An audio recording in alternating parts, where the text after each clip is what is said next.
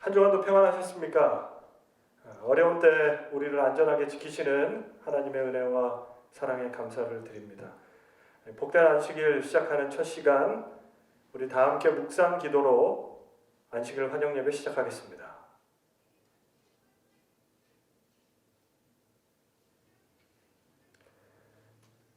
우리 함께 114장 저녁 일몰의 신비한 광경, 우리 함께 찬양하겠습니다. 114장입니다.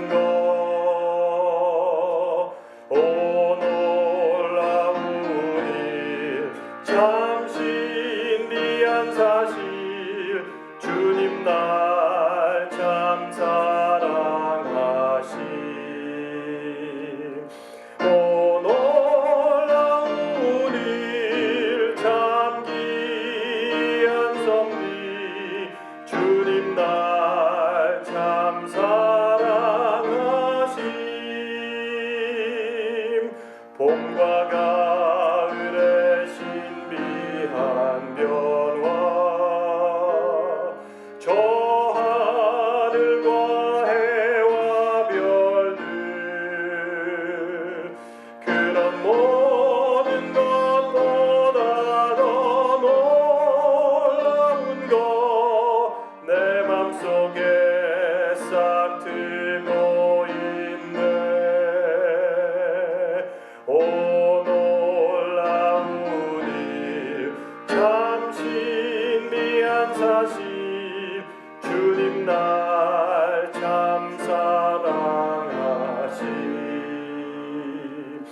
오 놀라운 일, 참 귀한 섭리, 주님 날 참 사랑하심.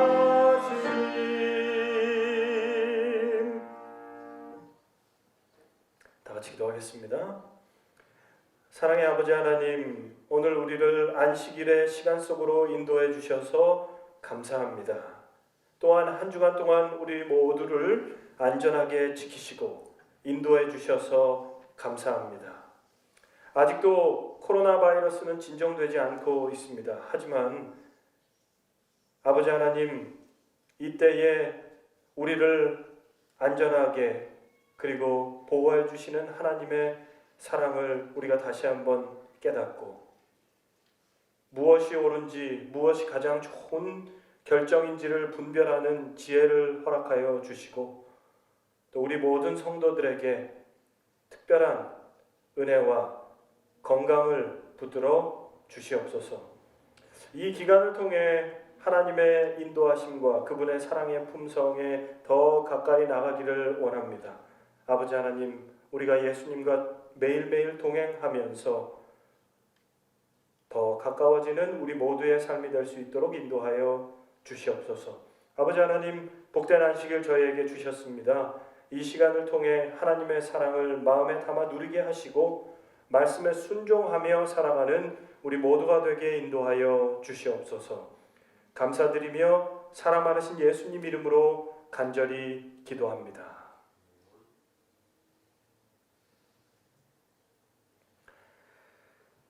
네, 한 주간 동안 평안하셨습니까? 아까도 인사드린 것처럼 우리를 안전하게 지키시고 보호하신 하나님의 은혜에 다시 한번 감사를 드립니다. 저는 오늘 여러분들과 함께 거룩한 역사를 통해 배우는 교훈이라는 제목을 가지고 하나님의 말씀 함께 나누도록 하겠습니다. 호세아서 8번째 시간인데요. 먼저 사진을 한번 보시죠. 제가 오늘 교회 와서 찍은 사진입니다. 교회 앞에 꽃나무가 얼마나 이쁜지 여러분들 지금 가정 예배를 드리고 계셔서 이 아름다운 모습을 못 보셔서 참 아쉬운데, 그래서 하나는 멀리서 하나는 또 가까이서 한번 찍어봤습니다. 여러분들 아직 만발한 것 같지는 않은데 이제 다음 주 중에 만발할 것 같습니다. 그래서 혹시 이 꽃을 또 즐기기를 원하시는 분들은 한번 오셔가지고 보셔도 좋을 것 같습니다. 차에서 보시든지 그래서 보시면 좋을 것 같습니다. 만물이 약동하고 또 꽃이 피어나서 아름다운 계절입니다. 하지만 우리는 여전히 또 자가격리를 또 집에서 나오지 못하고 있는 상황입니다.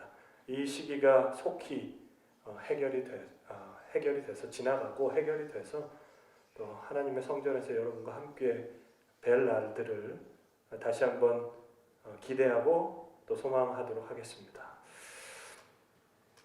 저는 오늘 호세아 12장에 있는 말씀을 본문으로 함께 말씀을 나눌 텐데요. 먼저 하나님의 말씀 호세아 12장 1절부터 있는 말씀 제가 읽도록 하겠습니다.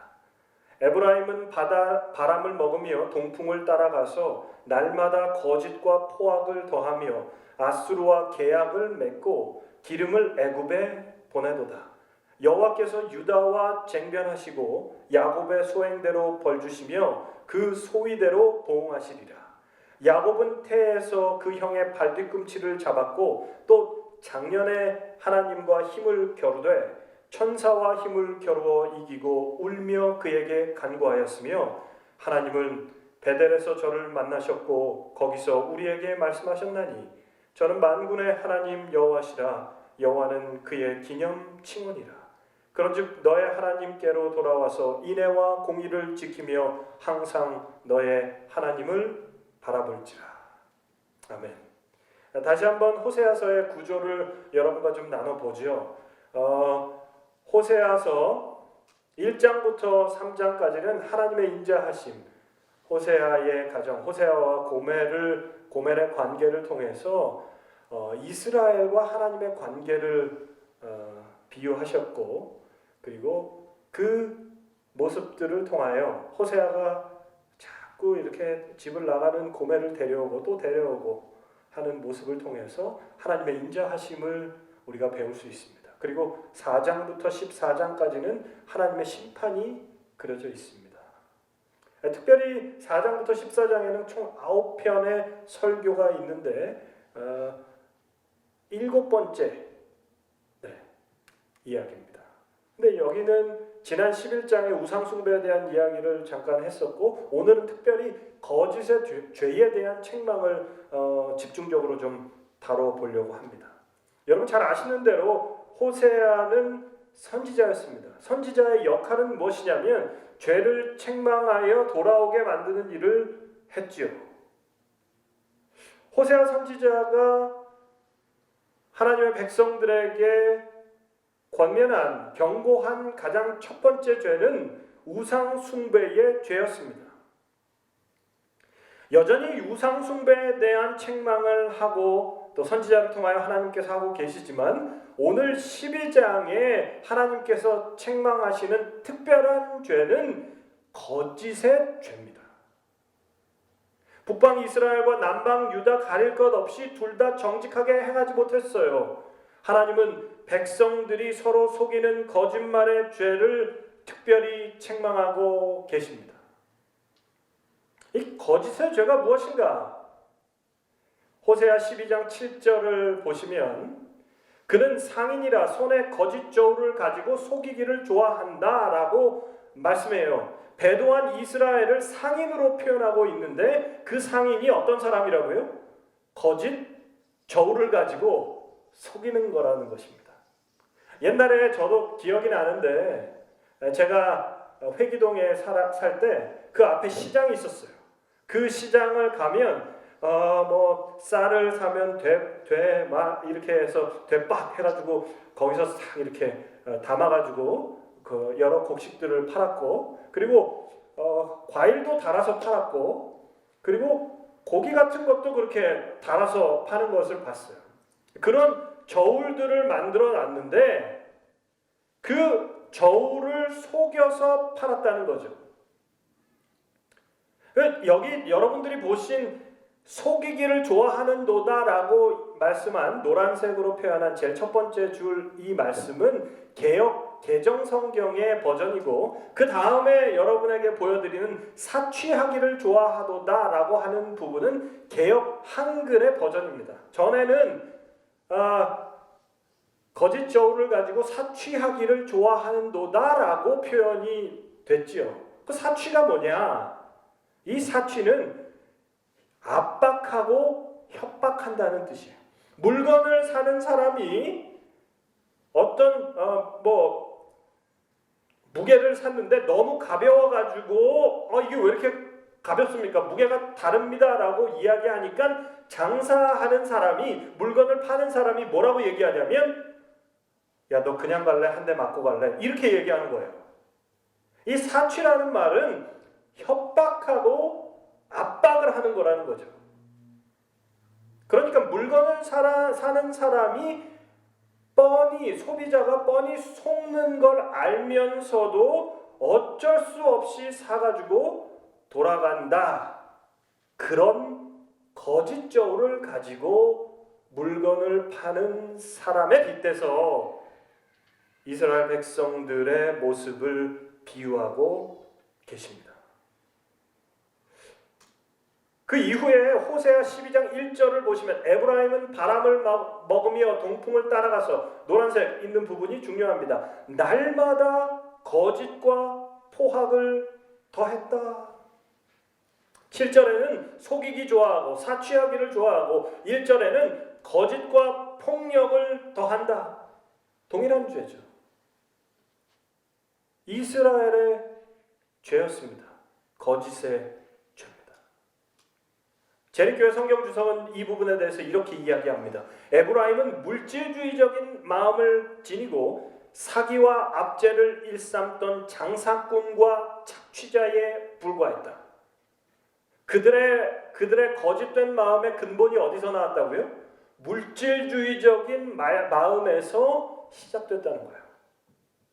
그들이 사람을 대하고 하나님을 대하는 모습들은 장사꾼과 착취자에 불과했다는 거죠. 하나님께서 요구하신 자비와 공의를 행하는 대신에 이스라엘 백성은 거짓 저울을 사용하는 탐욕스럽고 부정직하고 압제적인 악덕 상인과, 다시요, 탐욕스럽고 부정직하고 압제적인 악덕 상인으로 전락했다는 거죠. 이게 이스라엘의 모습이었습니다. 이스라엘 백성들의 모습이었어요. 이 모습을 하나님께서 호세아 선지자를 통해서 경고하신 거예요. 견책하신 겁니다. 책망하셨어요. 다시 우리가 읽었던 12장 1절로 갑니다. 에브라임은 바람을 먹으며 동풍을 따라가서 라고 표현하고 있어요. 그들은 거짓을 했어요. 거짓에 죄가 있어요. 근데 그들의 모습과 태도를 통해서 그들이 누구를 의지하는지 알 수 있는데, 아수르와 계약 맺고 기름을 애굽에 보냅니다.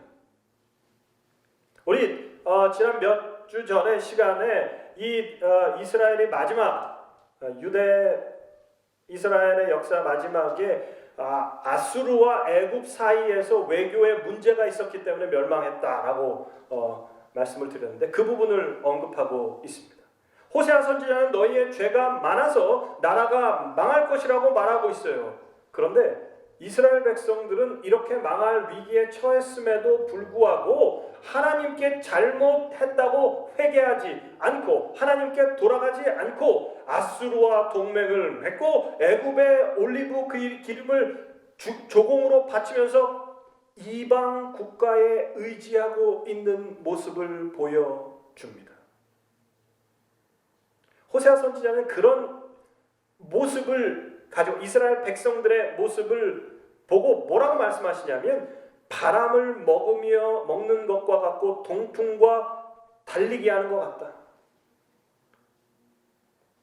여러분, 아무리 달리기를 잘해도 바람을 이길 수 있는 사람이 있습니까? 배가 고프면 입을 벌리고 바람을 먹으면 배가 불러요? 헛배 찼다고 그러죠. 헛배. 하나님께 정직하지 않아서 하나님께 다시 돌아가야 된다는 경고의 기별을 받았는데도 불구하고 그들은 하나님을 의지하지 않고 아수르와 애굽을 의지하는 것입니다. 이 부분을 재림교회 성경 주석은 이렇게 이야기해요. 바람을 먹는다는 것은 아무것도 제공해 줄 수 없는 것으로부터 기쁨을 취하거나 자양분을 끌어내려는 것이다. 또한 동풍을 따라간다는 비유는 파멸을 나타낸다. 다시 정리하면 바람을 먹는다는 것은 아무것도 제공해 줄 수 없는, 어떤 것도 얻을 수 없는데 기대하는 거랑 같다는 거죠. 동풍을 따라간다는 비유는 파멸이라는 거죠. 그러니까 에브라임, 이스라엘은 아무것도 제공해 줄 수 없는 아수르와 애굽을 의지했고 결국 그 의지의 결과는 파멸이었다는 거죠. 그렇다면 거짓말 때문에 그리고 사기 때문에 위기에 몰린 이스라엘이 어떻게 하면 이 위기에서 벗어날 수 있는가? 호세아 12장에서는 하나님께서 특별한 역사를 말씀하십니다. 하나님께서는 선조들의 역사를 언급하시면서 그 역사를 통해 배우라고 요청하고 있어요. 호세아가 그렇게 이야기하는 겁니다. 너네 옛날에 이런 역사가 있었는데 이 역사를 몰라. 다시 돌아와. 이렇게 이제 역사를 예를 들어서 이야기하는 것입니다. 우리가 잠깐 뒤에 살펴보도록 하겠습니다. 그 역사가 무엇인지 함께 나누겠습니다. 먼저 이분이 누구죠? 윈스턴 처칠, 영국의 총리였던. A nation that forgets its past has no future. 이거를 한국말로 제일 비슷하게 하면 역사를 잊은 민족에게 미래는 없다. 이거 뭐 단재 신채호 선생님이 말씀하셨다라고 얘기하는데 제가 찾아보니까 누가 얘기한지는 잘 몰라요. 근데 되게 명언입니다. 분명히 윈스턴 처칠은 이 얘기를 했대요. 동서고금을 막론하고 역사를 잊은 민족에게는 미래가 없어요. 왜요? 역사를 모르는 사람은 기억상실증 환자와 같습니다. 자신이 직접 경험해서 알 수밖에 없는데 역사를 통해서 간접 경험을 하게 되는 거죠. 역사를 모르면 이스라엘 백성이 과거에 저질렀던 모든 시행착오들을 다시 경험할 수밖에 없는 거죠. 비단 이것은 이스라엘 백성들뿐만이 아닙니다. 오늘날을 살아가는 우리도 마찬가지예요. 우리가 역사를 공부하면서 거룩한 역사를 통해서 거기서 교훈을 받게 되고 실패를 되풀이하지 않게 되는 거죠. 우리 잘 아시는 대로 얼마 전까지 한국의 현실은 한국사가 대학 수학능력시험 입시의 선택 과목이었습니다. 제가 시험 볼 때만 해도 세계사와 국사가 필수로 들어갔어요. 선택 과목이 아니었습니다. 근데 언젠가 국사와 세계사가 선택 과목으로 됐어요. 그러니까 이 국사와 세계사는 외워야 될 게 많잖아요. 그러니까 학생들이 선택을 하지 않는 것입니다. 학교에서 가르치는 비중도 떨어지게 되죠. 점수를 잘 받기 위해서 더 쉬운, 공부하기 쉬운 용이한 과목으로 편중이 됩니다. 그러다가 많은 학자들이 이 문제점을 지적한 후에 국사가 다시 대입의 필수 과목이 됐습니다. 그러니까 아직도 세계사는 선택 과목이에요. 왜 역사 교육이 필수일까? 아까 언급해드린 것처럼 역사를 통해 교훈을 얻고 실패를 되풀이하지 않아야 된다는 거죠. 그게 역사를 통해 우리가 배울 수 있는 교훈입니다. 성경에도 역사에 대한 교육에 대한 언급이 있습니다. 여호수아 4장을 보면 나오는데요. 여호수아가 요단에서 가져온 그 12돌을 길갈에 세우고 이스라엘 자손들에게 말하여 이르되 후일에 너희 자손들이 그들의 아버지에게 묻기를 이 돌들은 무슨 뜻이니까? 여호수아 4장은 요단강을 건너온 여호수아가 요단강에서 12돌을 취해요. 그리고 그것을 길갈의 제단으로 세워놓습니다. 사람들이 왜 이 돌들을 세우냐라고 물어보니까 여호수아가 뭐라고 얘기하냐. 오늘 읽으신 대로 후손들이 하나님께서 우리가 요단강을 편하게 지나갈 수 있도록 도와주신 것, 요단강을 건너는데 요단강을 가르시고 우리가 전혀 물방울 하나 튀기지 않고 발이 물에 젖지 않고 이 요단강을 건넜다라는 걸 우리 후손들이 알아야 된다, 기억해야 된다라고 해서 세워놨다라고 이야기하는 것이죠. 여호수아는 그래서 역사 교육에 대해 대단히 중요하게 생각했던 것 같아요. 하나님을 기억하는 것뿐만 아니라 하나님께서 인도해 주신 그 놀라운 일들을 기억해야 된다. 우리 후손들이 깨달아 알 수 있도록 해야 된다라고 이 길갈에 돌단을 쌓은 것입니다. 오늘 이뿐만 아니라 오늘 본문을 통해서 하나님께서는 호세아 선지자를 통해서 역사 속에 나오는 한 인물을 언급하셔요.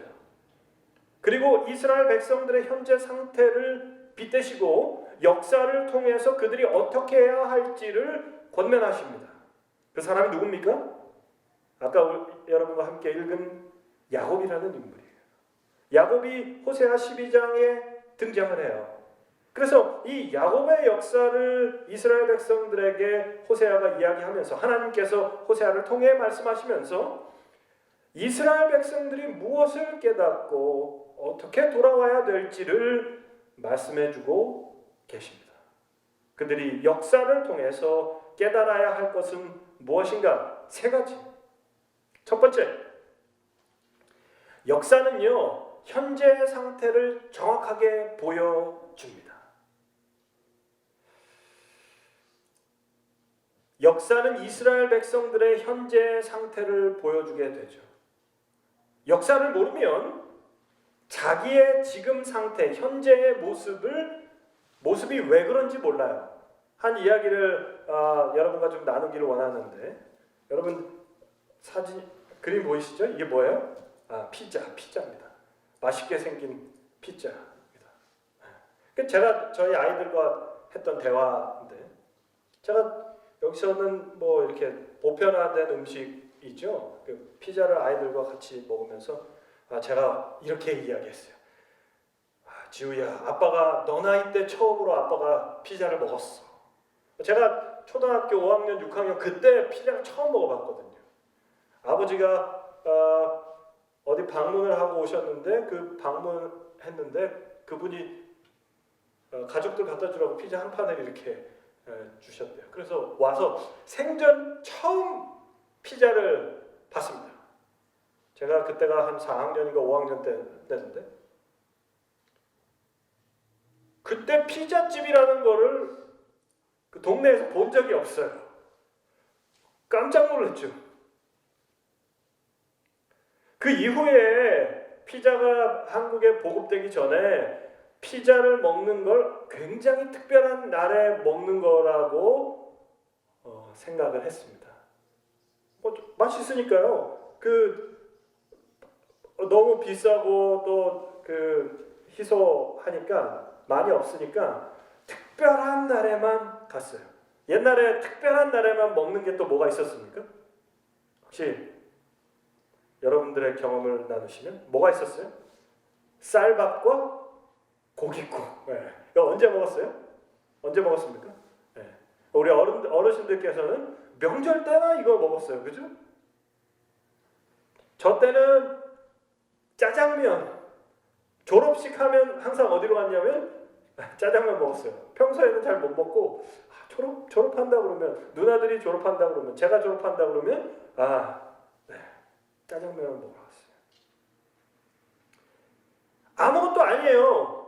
그런데 이런 문화나 역사를 모른다면 우리가 처음부터 풍족하게 살았던 걸로 생각할 수 있습니다.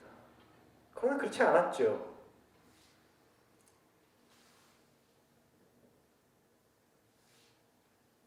역사를 안다면 우리가 어떻게 지내왔던지에 대해서, 온 길에 대해서 알 수 있게 됩니다. 이건 뭐 단순히 음식에 대한 이야기 했지만 우리나라의 역사, 이 미국의 역사, 우리 개개인의 삶의 역사들, 가족들의 역사들을 살펴보면 우리가 어떻게 이 자리에 왔는지에 대해서 다시 한번 생각할 수 있게 되죠. 그래서 호세아 선지자는 역사를 되짚으면서, 역사를 다시 언급하면서 이스라엘 백성들의 현재 상태를 진단해요. 역사는 현재 상태를 정확하게 보여줍니다. 그들의 현재 상태가 어떤 상태였냐? 애굽은 이스라엘 백성의 압제자였지 동맹국이 아니었다는 거죠. 아까 우리가 같이 읽었던 말씀 중에 아수르에게 가고 애굽에게 조공을 바치는 그런 일들은 이스라엘 백성들이 해서는 안 될 일이었죠. 내가 애굽 땅에서 나옴으로부터 나는 내 하나님 여호와라. 너는 애굽에서 나온 백성이다. 동맹국이 아니다. 너를 압제한 국가였다. 이스라엘 백성이 지금 애굽을 의지하고 있는데 애굽은 착취자였고 압제자였고 너희를 노예 삼았던 국가인데, 나라인데, 그런 나라에게 갖다 바치고 도와달라고 하느냐는 것이죠. 애굽이란 나라는 도움이 된 적이 없는 나라예요. 그렇게 이야기하고 있는 것입니다. 현재 상태를 직시해라는 것입니다. 뭘 통해서요? 역사를 통해서요. 두 번째는 뭐냐면 이스라엘이 부유하게 된 것은, 너희가 부유하게 된 것은 하나님의 은혜임을 기억해라. 에브라임이 말하기를 나는 실로 부자라. 내가 재물을 얻었더니 물은 나의 수고한 중에 죄라 할 만한 불의를 발견할 자 없으리라. 뭐라고 얘기하는 거예요? 내가 지금 이렇게 부유하게 된 것은 내가 열심히 해서, 내가 최선을 다해서 재물을 얻었는데 내가 이렇게 부를 축적할 때 전혀 불의한 것이 없었는데 누가 나한테 뭐라고 하냐? 이렇게 얘기하는 거예요. 이스라엘이 현재 부자가 된 것이 자기의 노력으로 된 거라고 이야기합니다. 그러나 그들이 애굽에서 노예 생활, 애굽을 언급하는 것처럼 애굽에서 노예 생활을 할 때 그들은 아무것도 아니었습니다. 아무것도 없었어요. 하나님께서 은혜 내려주지 않으시면 그들은 이 위치에 있을 수 없었다는 거죠. 그걸 호세아가 언급하는 것입니다. 이스라엘이 40년 동안 광야를 방황하고 있을 때 그들에게 어떤 재물이 있었습니까? 먹을 것도 없었는데 그들을 광야에서 인도하시고 불기둥, 구름기둥으로 지켜주신 분이 누구세요? 만나를 매일매일 허락하신 분이 누구세요? 그들의 힘으로 있을 수나 있었겠습니까? 근데 다 잊어버린 거예요. 힘들고 어려웠던 그 시간이 지나니까 머리에 지우개가 있는 것처럼 싹 다 지워져요. 그리고 지금 자기가 이룩한 것은 내 힘과 능력으로 이루었다고 자부하는 것입니다. 여러분, 우리가 지금 이 어려운 시절을 지나가고 있습니다. 이 시절을 나중에 다 회복이 되고 또 복구가 된 다음에 우리가 돌아보면 어떤 생각을 할까요? 지금이야 우리가 이 시기를 하나님 의지하면서 하나님과 함께 동행하며 살아가야 되겠다라고 우리가 하나님을 붙들고 기도하지만 그때 이스라엘처럼 이렇게 하지 말란 법은 없습니다. 기억하십시오. 우리와 함께하고 역사하신 하나님을 기억하십시오. 그리고 여러분 가능하시면 기록하십시오. 기록하십시오. 하나님이 이때 나를 이렇게 인도하셨지, 하나님이 나와 함께 하셨지라고 기록하십시오. 그래야 희망이 있습니다.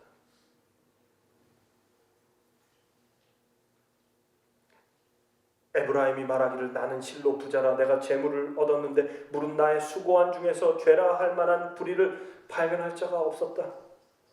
아니죠. 땅도 그렇고 먹을 것도 그렇고 모든 것을 다 하나님께서 주셨는데 내 힘으로 얻고 내가 부자가 됐다라고 이야기하는 것은 거짓의 죄라는 거죠. 선지자를 통해 현재 상태를 정확하게 보여주십니다. 세 번째, 그들의 현재 상태가 무엇인가? 선지자들은 이스라엘 백성을 가르치고 인도하고 보호하는 사람들이지 괴롭히는 사람이 아니었어요. 다시 얘기하면 이들의 인식은 뭐냐면 선지자들이 그들을 책망할 때마다 뭐라고 생각하냐면 저 사람들은 어떤 사람이야. 우리한테 좋은 말하고 축복하고 하나님의 은혜를 우리에게 그 마음의 위로를 줘야지 왜 선지자들이 저렇게 우리를 경고하고 책망하는 기별만 이야기하냐. 근데 그들의 현재 상태를 보면 그렇게 얘기할 수밖에 없었어요. 이스라엘 백성들은 선지자들을 몹시 핍박하고 죽였습니다.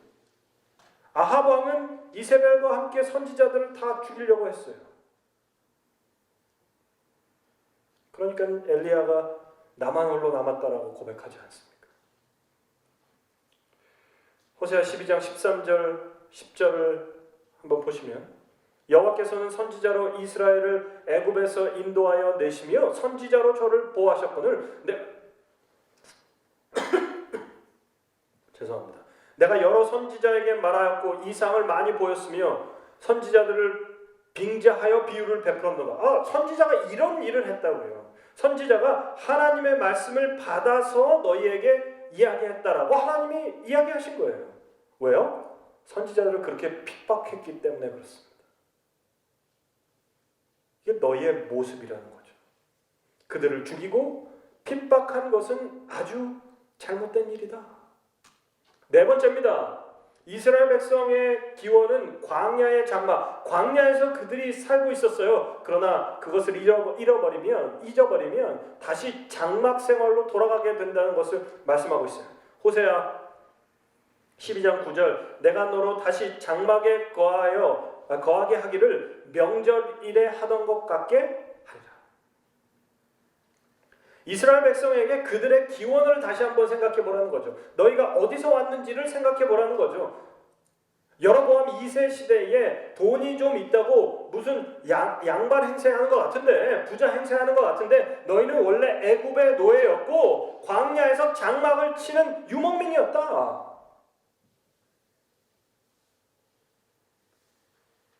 이스라엘 백성이 아무리 큰 집을 짓고 살아도 7월 15일부터 일주일 동안 장막을 치고 살아요. 그걸 장막절이라고 하잖아요. 그 이유가 뭐예요? 너가 어디서부터 왔는지를 기억하라는 거죠.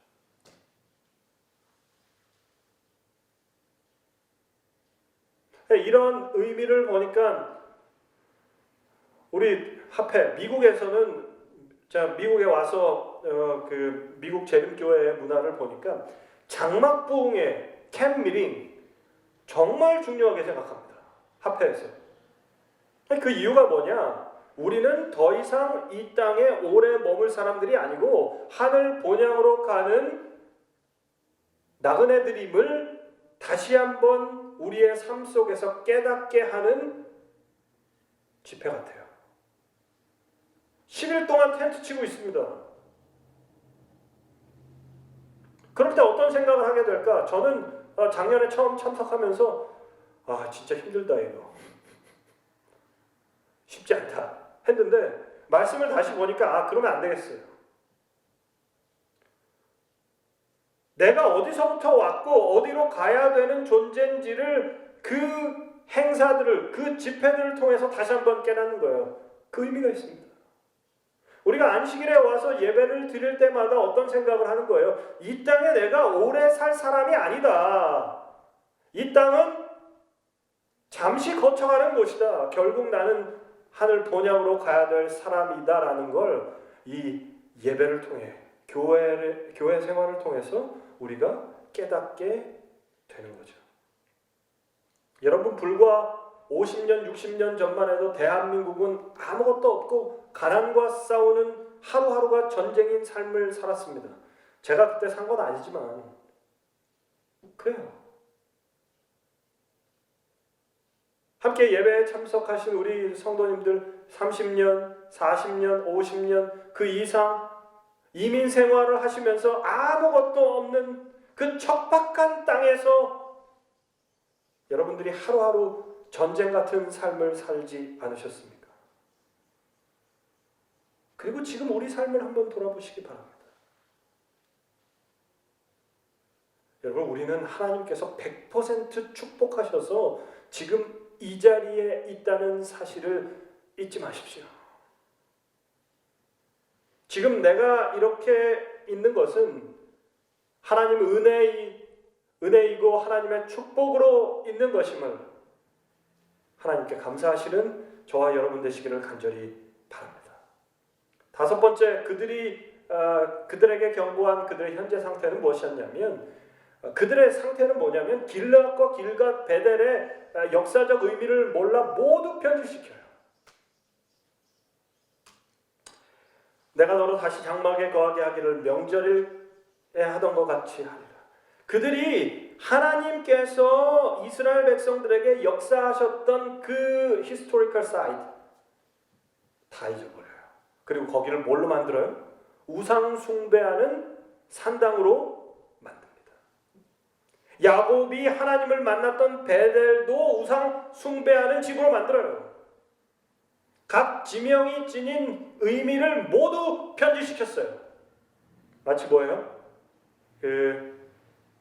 일제 시절에 민족 정기를 없앤다고 정을 이렇게 박아놓은 것처럼.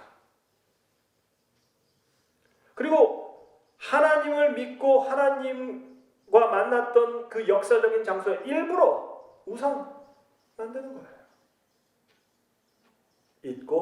잊게 하기 위해서. 그래야 하나님께서 호세아를 통해서 너희의 교만을 내려놓고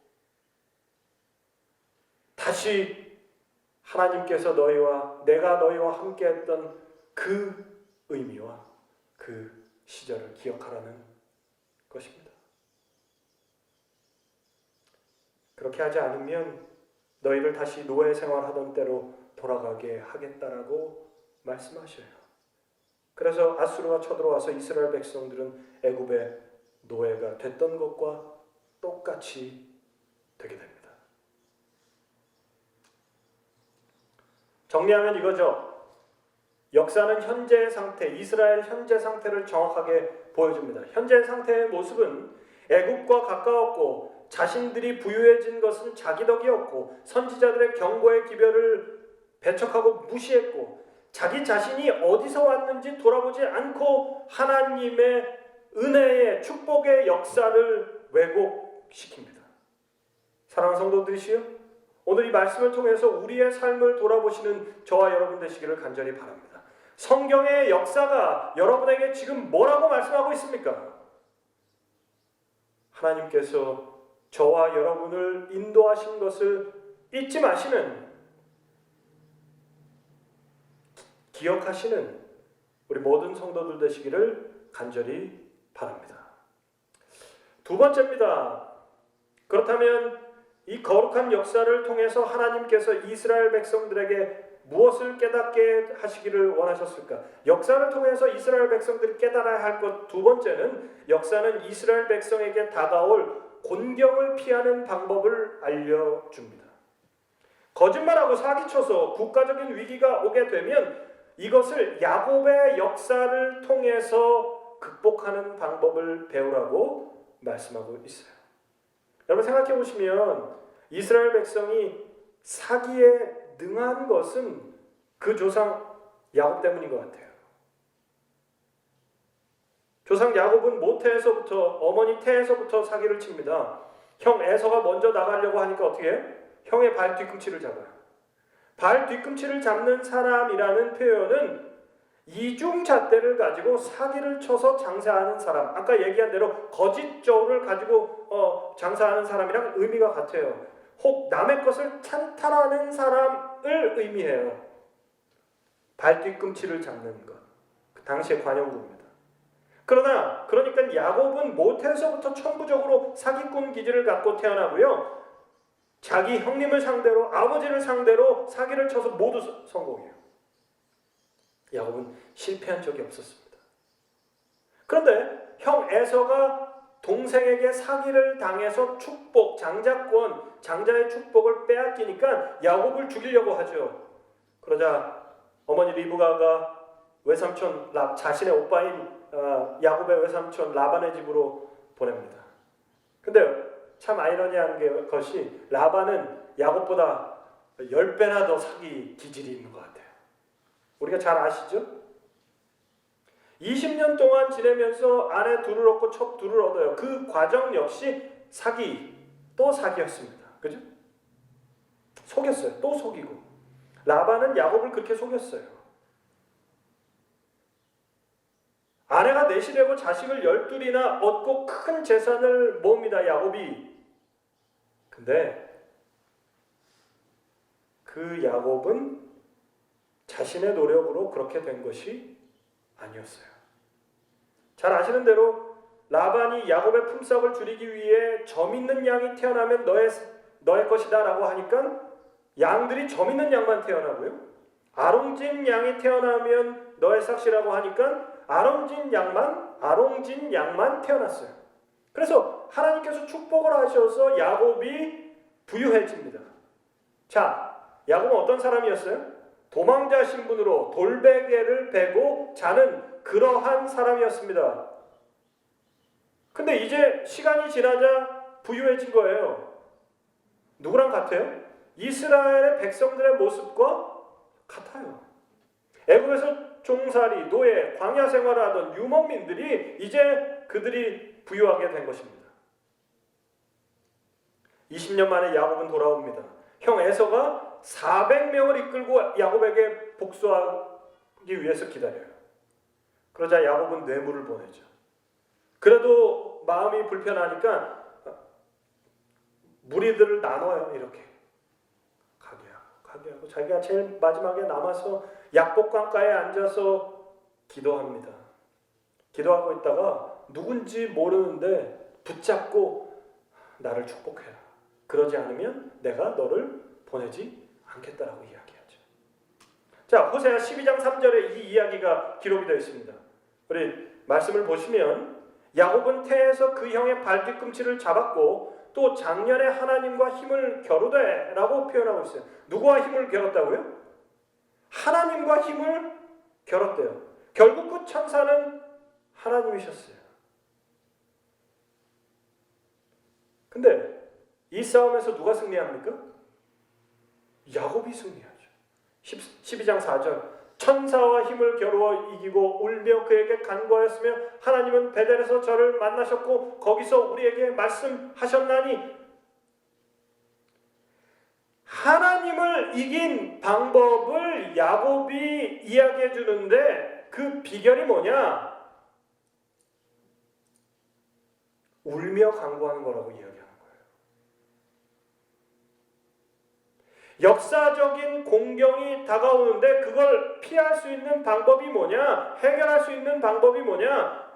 하나님의 자녀들은 울며 하나님께 간구하라는 것입니다.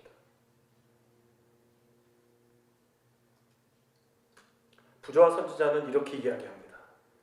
무엇보다 그의 마음을 가장 아프게 한 것은 무죄한 사람들에게 이런 위난을 몰고 온 것은 자기 자신의 죄라는 생각이었다. 그가 야복강가에서 홀로 기도하면서 이 문제를 형 에서가 자기를 죽이기 위하여 기다리고 있는데 이 문제를 해결할 수 있는 방법이 뭐냐? 하나님 앞에 눈물로 기도하면서 보니까 자기 자신의 죄임을 깨닫게 됐죠. 그는 진지한 탄원과 눈물로 하나님 앞에 기도합니다. 울면서 간구해요.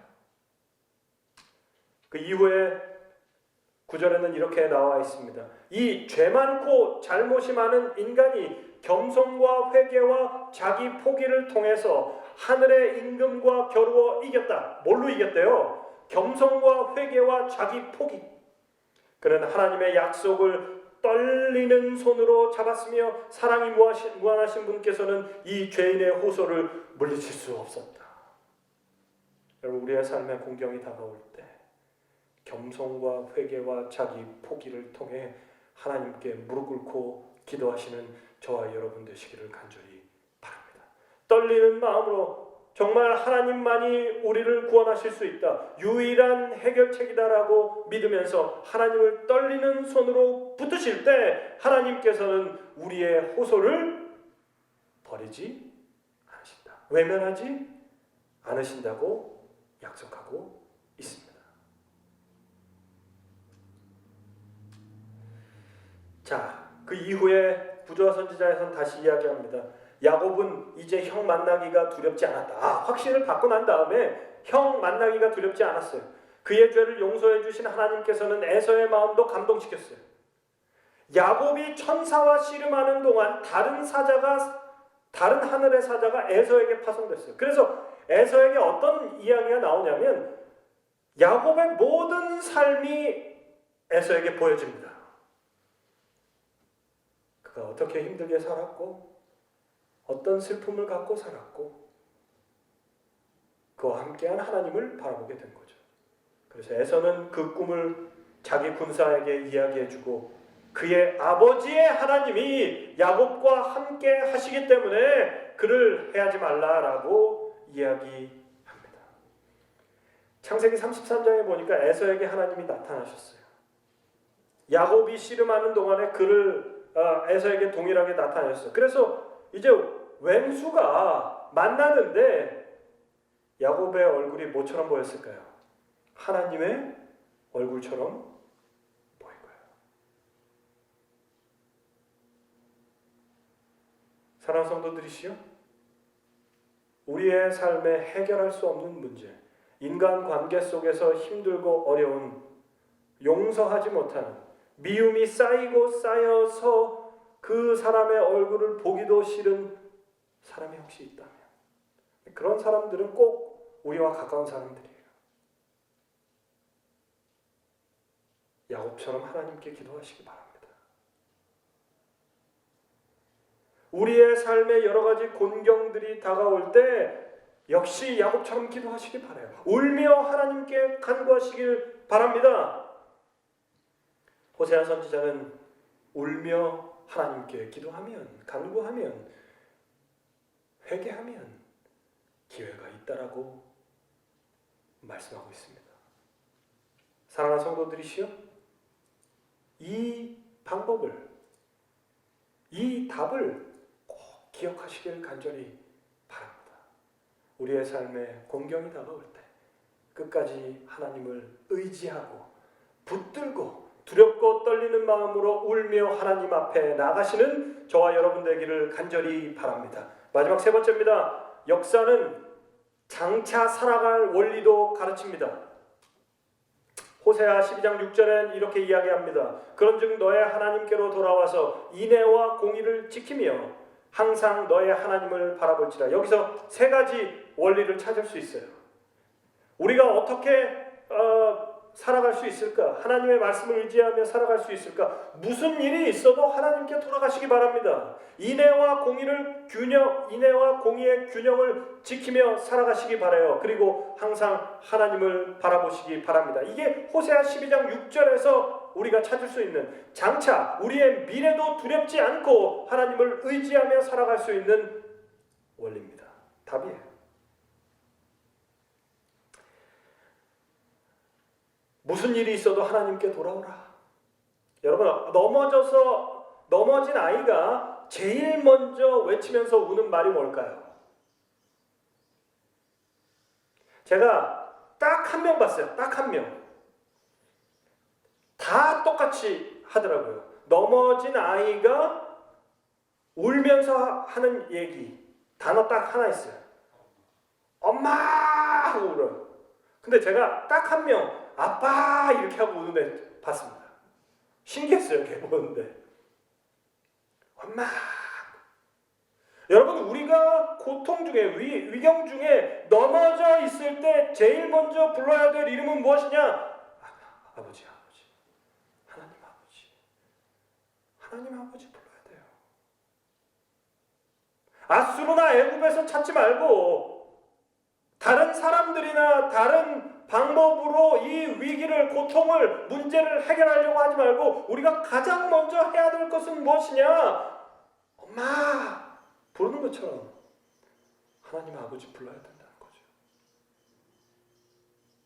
이것이 우리의 장차 삶에도 그대로 적용이 됩니다. 여러분 저를 한번 따라해 주시죠. 하나님께로 돌아갑시다. 하나님께로 돌아갑시다. 이것이 우리의 고백이 되기를 간절히 바랍니다. 둘째, 인애와 공의를 균형 있게 지키며 살라는 거예요. 여러분, 공의는요, 정의롭게 살아가는 사람들은 어떻게 보면 사랑이 부족해요. 칼같이 정죄하는 사람들을 보면 사랑이 부족할 수 있어요. 공의롭게 살면 사랑이 부족한 것 같고, 사랑 있게 사랑으로 산다면 공의가 또 부족한 것, 정의가 부족한 것 같죠? 그래서 하나님께서는 우리에게 공의와 사랑을, 인애와 공의를 균형 있게 맞추고 살아가라는 것입니다.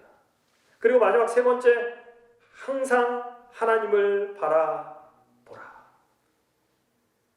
어렵고 도움이 필요할 때마다 하나님을 의지하고 하나님께 간구하라는 것입니다. 여러분, 사소한 거라도 하나님께 말씀하십시오. 사소한 거라도 하나님께 말씀하셔야 됩니다. 제가 계속해서 예를 들면 5만 번 기도가 응답된 조지 뮬러라는 분은, 여러분 한번 생각해 보세요. 1000번, 1년에 기도 응답이 1000번이 있으면 몇 년 동안 기도 응답이 1000번이 계속됐냐면 50년 동안 그치지 않고 기도 응답 1000번이 계속된 거예요. 5만 번이라는 건. 상상해 보십시오. 그럼 하루에 기도 응답이 몇 번이나 돼야 돼요? 2번에서 3번, 2번 이상이 항상 기도 응답이 돼야 되는 거예요. 이게 가능하다고 생각하십니까? 조지 밀러의 책을 보면 정말 사소한 것까지도 하나님께 아뢰입니다. 그리고 응답은 여러분 보통 100개 하나님께 기도했을 때 20개 이야기하더라고요. 기도 노트 쓰시는 분들. 그럼 얼마나 하나님께 기도했다는 거죠? 여러분, 우리의 사소한 것까지도 하나님 앞에 무릎 꿇고 아뢰시기 바랍니다. 항상 자기의 하나님을 바라보라.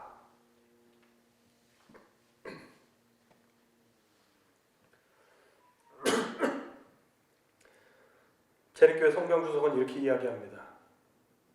우리는 우리를 둘러싼 위험 가운데서 그분을 필요로 하기 때문에 하나님을 기다려야만 한다. 왜냐하면 그분 안에 힘과 충족함의 원천이 있기 때문이다. 그러므로 하나님을 바라본다는 것은 기대와 희망 가운데 그분을 기다리며 도움을 얻기 위해 그분을 의뢰하고 구원받기 위해 그분을 바라봄을 나타낸다.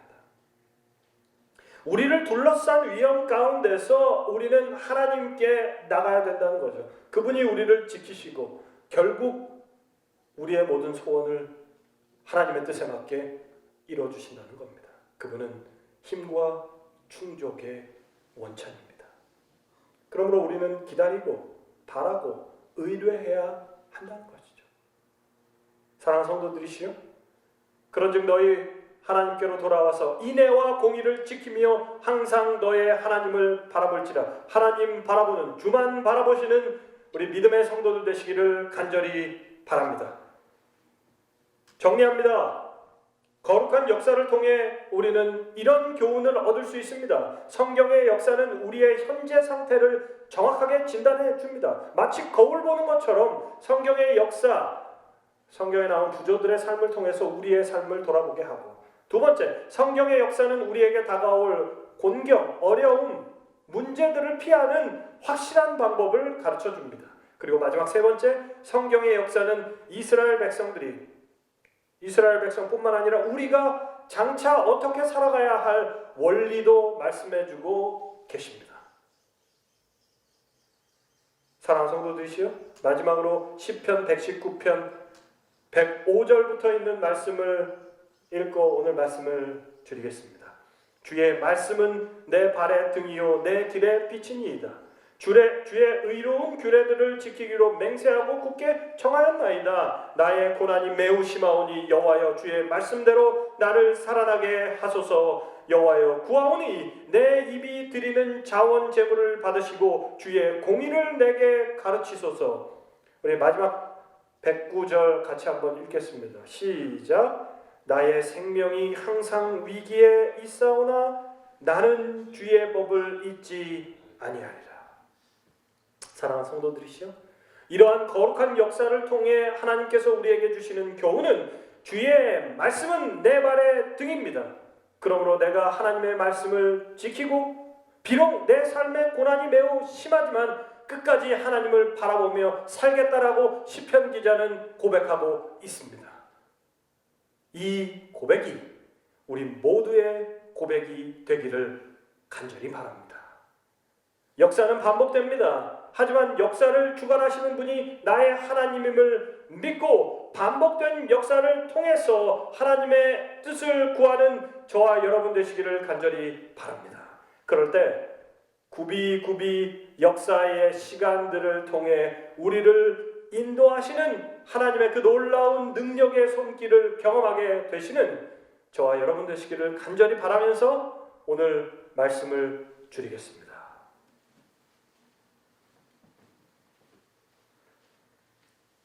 이제 개인 그리고 가족들 같이 기도하는 시간입니다. 첫 번째 기도 제목은 죄된 나의 삶을 회개하고, 두 번째 말씀에 순종하며 살도록 기도해 주시기 바랍니다. 그리고 세 번째 코로나의 빠른 종식과 고통당하는 환자와 의료진들 위해서 기도해 주시고, 네 번째 성도들의 건강, 생업 그리고 경제적인 문제와 어려움 위해서 기도해 주시기 바랍니다. 우리 음악이 마치고 찬미하고 기도하고 마치도록 하겠습니다. 개인적으로 기도하겠습니다.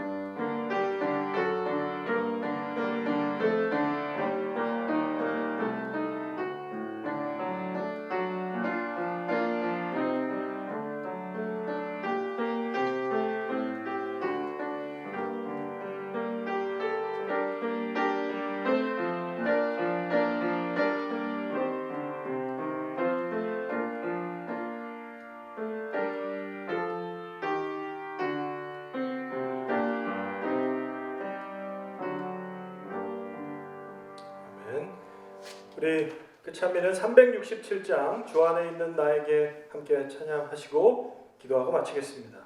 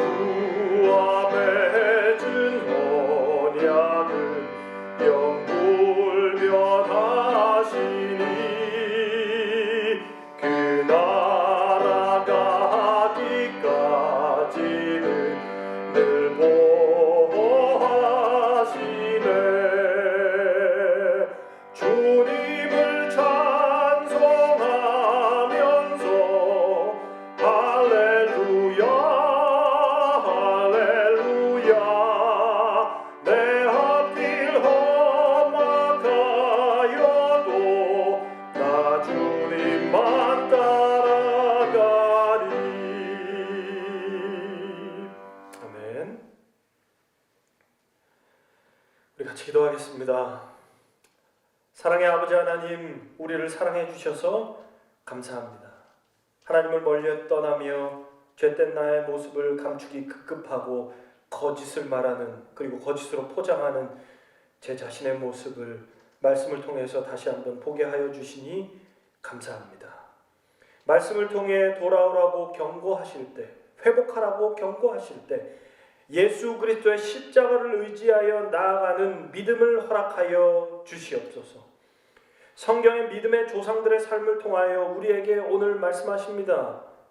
아버지 하나님, 그 모습이 나와 상관없게 생각하지 않도록, 상관없다고 느끼지 않게 하여 주시옵소서. 죄된 나의 삶을 회개하며 은혜의 자리로 나가는 우리 모두가 되게 하여 주시옵소서.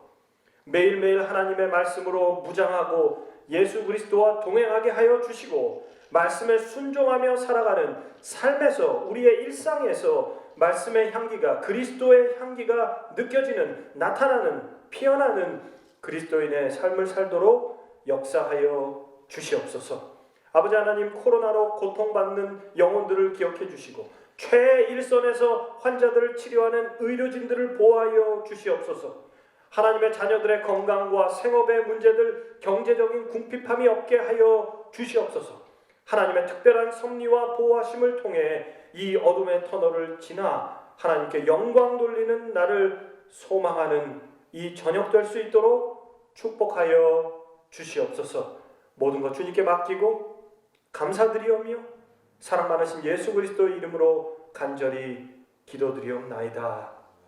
아멘. 묵상기도로 예배 마치겠습니다.